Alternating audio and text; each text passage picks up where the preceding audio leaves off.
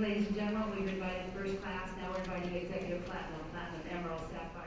Hi, everyone, and welcome to another edition of Crew Travel right here on Yachting International Radio. My name is Ria. I am your host, and I'm very pleased to welcome back the gregarious Lee Harris. How are you?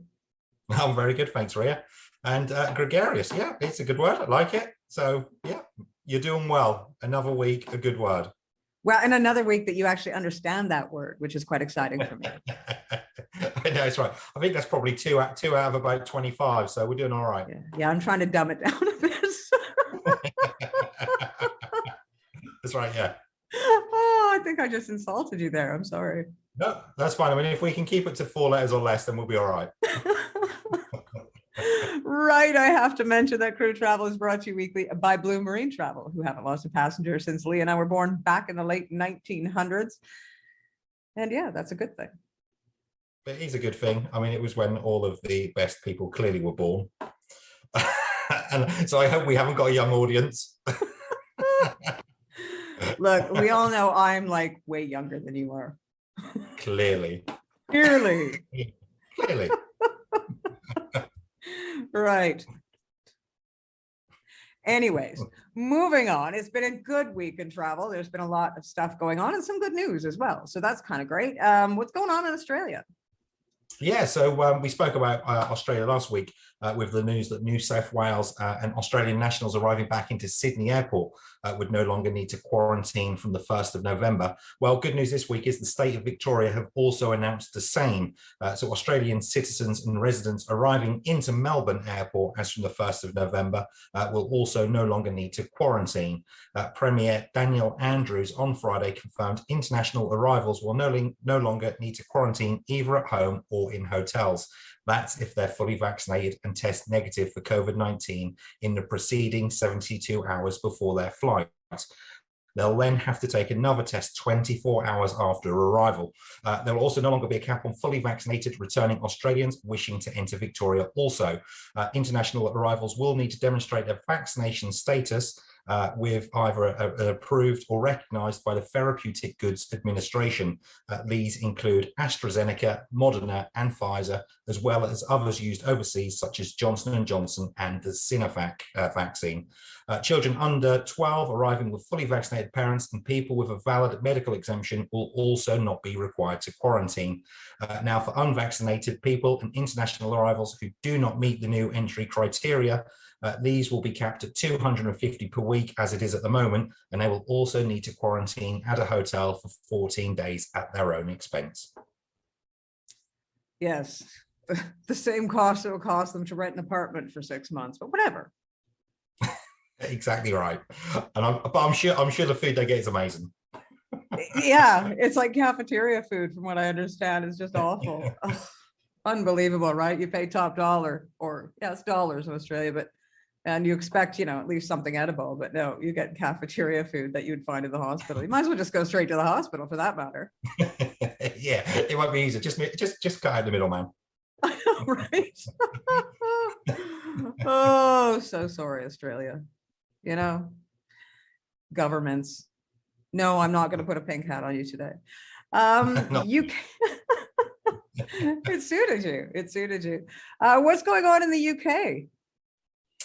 So the British authorities have revealed that fully vaccinated minors and adult Europeans will be able to take a less expensive COVID-19 test instead of a PCR test upon arrival. This comes into effect from this past Sunday, October the 24th. So instead of a PCR test now, they can take a lateral flow test or an antigen test before their arrival. European travellers will be allowed to take the pre-departure test and present it to the British authorities via the EU Digital COVID Certificate. This obviously means that Europeans who are holders of the European Digital Certificate can travel freely to the UK at a lot cheaper cost for their tests from now on. It's actually about half the price, to be honest. It is. Yeah, it's considerably cheaper, I've got to say. I think at the moment they're looking around about 21 British pounds. And I think the PCR tests are around about 60. So there is a big significant saving in this. Yeah, I know in Europe it was 70, or Spain anyways, it was 75 euros for the PCR test and 35 euros for the antigen test. So Yeah, it is quite significant, especially when we're talking about a day and age when people do a lot of flying for business work, etc. Some of them even 2-3 times a month. So it does add up after a while. Oh, it certainly does. Exactly right. And every penny counts, especially at the moment. It's difficult times for everybody. So, like you say, from 21 to 60, that is definitely a big saving. Yeah. Barbados. Yeah, so with the Caribbean season coming up, good news for crew this week is that Barbados has eased its entry rules for vaccinated visitors, with the changes coming into force again this past Sunday, October the 24th. Fully vaccinated travellers with a negative COVID-19 PCR test will no longer be required to take a second COVID-19 PCR test on arrival in Barbados or observe any quarantine period at all. Health officials at the island's international gateway, Grantley Adams International Airport, may select fully vaccinated travellers at random for a rapid antigen arrival test on entry. If that happens, and in this case, these travellers must take the rapid arrival test at the airport free of charge, await the results, and then depart the airport using only approved transportation. Any unvaccinated travellers will still need to show a negative COVID-19 test result taken no more than 3 days before arrival. They will also have to depart the airport using only approved transportation. They will have to quarantine for 5 days at approved accommodation, and after quarantine, take a mandatory second COVID-19 PCR test at one of the approved labs or testing hotels across the island. They will also be at cost to the traveller. Well, I mean, it's right in time for the Caribbean season right now, too. And I mean, it still sounds very difficult and confusing, as is the rest of the world, too. But we are seeing a lot of restrictions being lifted within, not just Barbados, but other areas within the Caribbean. So that's good news. It is good news. Yeah, a lot of places are opening up, and it is, it's a lot simpler if you're vaccinated. It's as simple as that. Yeah. Unvaccinated, then there are a lot of hoops to jump if you can get to where you want to go to. But for fully vaccinated people, it is becoming a lot simpler, shall we say. Well, you know what? I mean, I'm going to have to be doing some traveling in December. I have to go to the Caribbean. And any traveling that I'm going to be doing, I will have my vaccine passport, and I'm just going to make sure that I get the PCR test and have that. For me anyways, I'd just rather be over-prepared than under-prepared. Yeah. That's exactly what we tell all of our clients. If any of them come to us and ask us what the rules and restrictions are, we'll tell them what they are. But we also do always put a disclaimer on there to say, get a PCR test 72 hours before departure, because the reality is things are still changing. Even though there seems to be some sort of normalization with regards to vaccinated travelers, there still are, spokes in the works, and things change last minute. So at least if you've got that PCR test, or at least an antigen test or whatever, 72 hours before departure, then the chances are you're going to be good to travel. Well, sometimes it's not even that things have changed. Sometimes it's just that the guy at the gate doesn't realize, or is having a power trip, or just having a bad day, or it happens. They do. Some of them get quite anal retentive, to be honest. They're like, well, I've got the power of God, I'll do that. I mean, it is what it is. It is. Do you know what it is? It makes us laugh. There are quite a few that think they are the airport police. And look, it's not me knocking them at the end of the day, because they have a lot to deal with. There's a lot of rules and regulations they have to deal with. But yeah, I mean, you do have to sometimes point things out to them. And even at that point, they still sort of stick to their guns and they won't take it. So, like you say, the more information you've got, the more pieces of paper you've got in the hand, the more chance you've got of getting it to where you need to get to. Well, the difference in cost between an antigen and the PCR, like we said, it does add up, blah, blah, blah. I mean, between, Europe and England or whatever, short flights. But when we're talking about a longer destination or a longer trip, it would be much better to be over-prepared, because if you don't have that one piece of paper and you're refused boarding to your next plane or refused entry, you lose everything. And that would be far more costly than that extra 30 or 35 euros or pounds or 15 pounds or whatever it was that you may have, saved in the upfront costs. Exactly right. Yeah. And like you say, it can be the luck of the draw who you've got to check in. It may not necessarily be that you've not got what you need. You could have all of the paperwork that you should have, but it may just be that you have the luck of the draw. You get somebody who's not quite 100% sure, and then they go to the extremes of wanting everything. So, like we said, if you get as much as you possibly can, then the chances are you're going to be able to fly. Exactly. What's going on in Morocco? Yeah, not quite so good news from there. So the government of Morocco have decided to suspend all flights between the North African country and Germany, the Netherlands, and the United Kingdom. In a statement published on social media, the country's largest airline, that's Royal Air Maroc, said that flights between Morocco and the three countries mentioned have been suspended as from October the 20th. Unfortunately, they've put no timeline on it as to how long the suspension is going to last. However, the rules have been put in place. They've said it's because purely for the fact of the fast improvement in the COVID situation within Morocco and the worsening number of cases within the countries that have been suspended. That's interesting. KLM. Yeah, so KLM has flown its inaugural flights to 2 Caribbean destinations for the first time in 2 decades. Flights touched down in both Bridgetown, Barbados, and Port of Spain in Trinidad and Tobago this past week. The move to add these 2 destinations by KLM will make travel a lot easier for European crew heading out to the Caribbean season this year. Flights to both destinations will depart Amsterdam on Mondays and Saturdays, with the return flights coming back into Europe heading on the same days on the Mondays and Saturdays as well. I gotta say, I like KLM. I mean, I've traveled, every airline there is to know, but KLM, out of all, there was just a nicer feeling about that airline for some reason. They were just nicer. Maybe it's because they're Dutch. I don't know. I don't know. Do you know what? It's funny because it's one of the I've not flown a great deal with KLM, I've got to say, and that's quite surprising because they were probably the main airline out of my local airport in the UK. But yeah, I mean, the people we book, they don't ever seem to have any issues with them whatsoever. So yeah, as far as we're aware, they're a very good airline.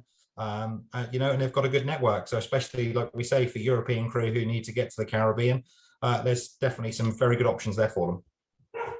Yeah, I could, KLM, they're great. And I shouldn't say that, the Dutch are particularly friendly people, because a lot of people don't realize that scalping in North America was actually made a thing by the Dutch. They actually offered Indian tribes money per scalp of the opposing tribes, through all this stuff. So it was the Dutch that created the whole scalping thing in North America that we see on Western movies.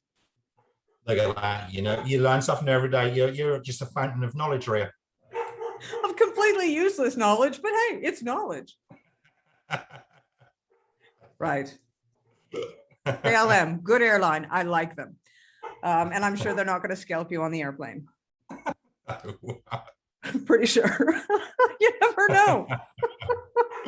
And we have crew questions this week.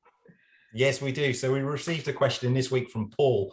He wanted to know if Portugal and Spain's specific country testing and vaccination requirements apply to him if he's only in transit through these countries and not actually stopping there. So for Portugal, Paul, the requirements for passengers entering the country, including transiting, are to show results of a negative PCR test taken within 72 hours or an antigen test taken within 48 hours. Now, Spain, on the other hand, exempts transiting passengers who will be in a Spanish airport for 24 hours or less from any pre-departure testing and travel requirements. But as we've previously said in this interview, we would thoroughly recommend you getting PCR test anyway, just to be on the safe side. But for Spain, it isn't necessarily needed. Right. Well, it's been an interesting week. Most of it good news. The only sort of news is Morocco, but it's not necessarily the Moroccan season for yachting. Yeah, not sure there's a massive call for Morocco. So fingers crossed. Hopefully, it's not going to affect too many people unless they've been in Morocco on holiday and now can't get back. Yeah, yeah. I'm not really sure that there's a lot of crew that come from that area either. I'm not sure the exact stats, but it's not sort of one of the top 5 countries anyway, where crew come from. No. So, I guess the rest of it is good news because, as we are saying, it is the time for the Caribbean season, and it's looking like things are starting to open up a little bit better. And of course, better news out of Australia. Now we just need to get some great news out of New Zealand. And see how things change there, because that's sort of the last vestige of issues that we have. It is, and there's a missed opportunity because everybody sort of geared themselves up. We had this 10 o'clock press conference on Friday which was televised, and it was all about how they're going to be moving forward. They didn't even touch on the borders. Not one mention of the borders reopening or a plan in place to, stop MIQ.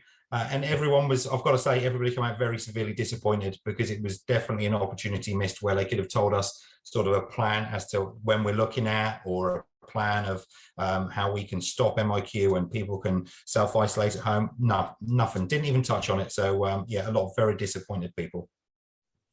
Well, it is frustrating because, I'm seeing in my inbox, I've signed up to a few different people that are trying to deal with the government.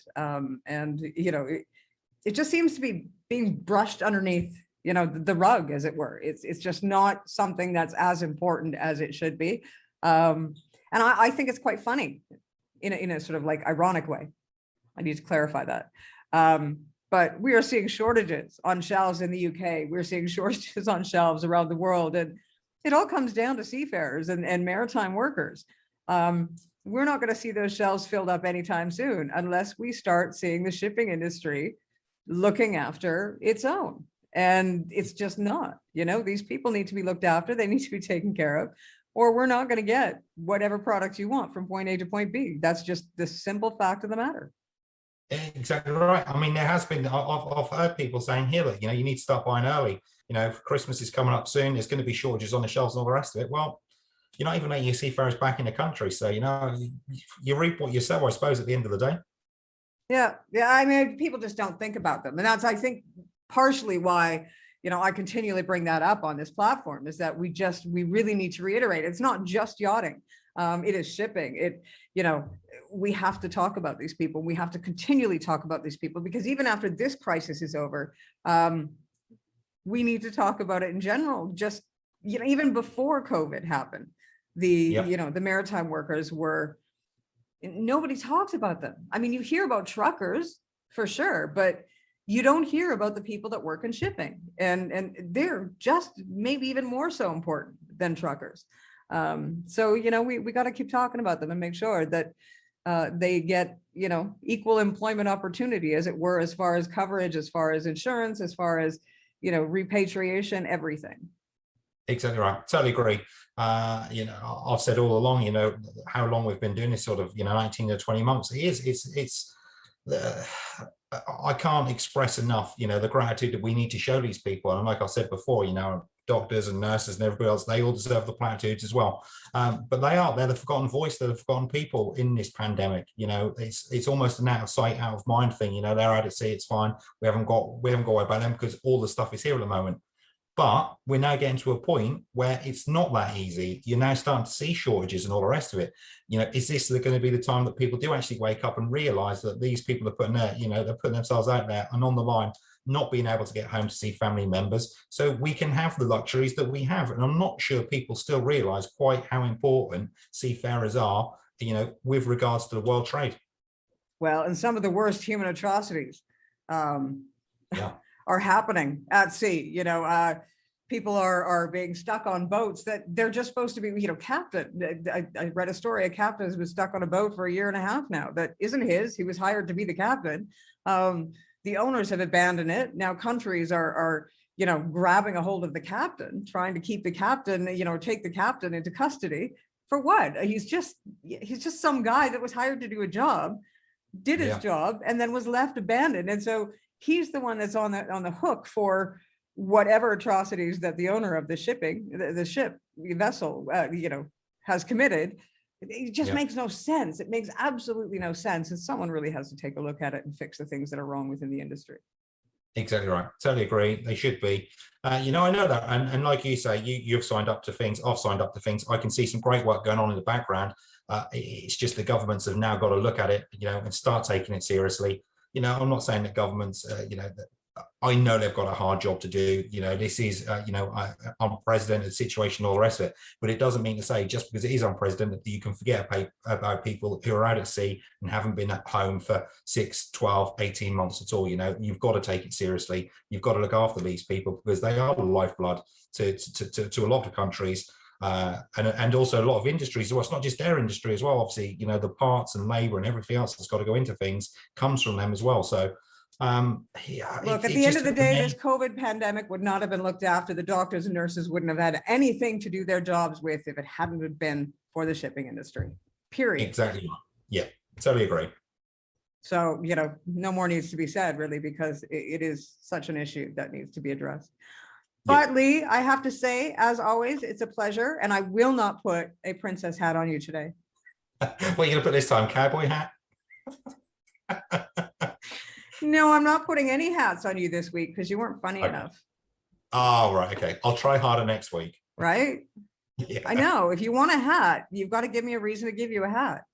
I know we were quite serious this week, so that's quite good for us. Yeah, well, yeah. Oh, gosh. Really sorry about that, folks, because I know part of the reason you tune in is to see the witty banter between myself and Lee. Well, actually, the witty banter from me towards me. That is more true, to be fair. That is more true. Right. Lee, I've got to say once again that Crew Travel is brought to you weekly by Blue Marine Travel, who haven't lost a passenger since Lee was born back in the 1900s, late 1900s. And I just said Lee this time because, well, I felt like it. Yeah. Yeah. All right, you millennial. What are we, Generation X? Oh, I don't know, just old. Yeah, do you know what? I feel that every morning, actually, when I get out of bed and my knees sort of pop and creak. I feel that age thing. It's creeping up there quickly now. It is. It's funny because I've actually started trying to play soccer again, or football. I should say football. Shouldn't say soccer. It's terrible. And soccer is right. My brain knows what to do, but my body is just like, no, just forgot about it. No, we're not doing that anymore. Do you know what? It's funny. It's like, I look in the mirror every morning and I get scared because it's like this little old lady's looking back at me and I'm like, damn, there's a ghost in my house. And then I realize it's just me. A ghost of a Victorian lady. Right? Yeah. I'm like, I didn't know they had rednecks back in the Victorian era. Oh my goodness. And then I realized that it's just me after a cup of coffee and my glasses get put on. Right. Lee, I will leave you because as well, it's Sunday night for you there. So you're going to have to, head off and get your beauty rest. Get my 10 hours that I need now at my age. Maybe make up for that, late 1900s. And we will see you again next week. Thank you so much. Look forward to it. You've been watching another edition of Crew Travel right here on Yachting International Radio. My name is Ria. I have been your host. We'll see you again next week. Ladies and gentlemen, once again, we're boarding passengers seated in zones E and F.